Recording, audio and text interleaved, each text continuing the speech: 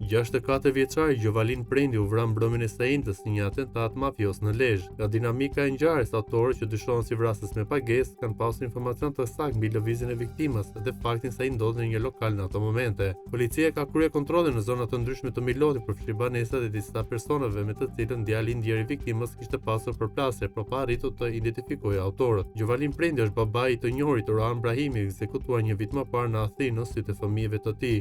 Emri Orhan Brahimit ishte i njohur për drejtsinë shqiptare. Ai njihej edhe si rivali Elvis Martinajt dhe akuzohet si përfshirë në atentatin ndaj Ylli Ibrahimit, ku mbeti i vrarë Lisman Prençi. Orhan Brahimi ishte në kërkim policor për ekzekutimin me Brillant Martinajt dhe shokëve të tij në mbikalimin e fushkrues në 17 korrik të vitit 2022.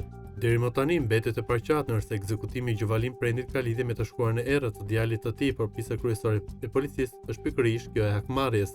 Drejt 64 vjeçarit është shkrepur një breshëri automatik ku nga dy persona nga njëjta makinë, po ashtu dy persona të tjerë të armatosur kanë qenë të gatshëm nëse dy autorët e parë nuk do të arrinin objektivin, pasi ata do të ishin ata që të ekzekutonin Prendin.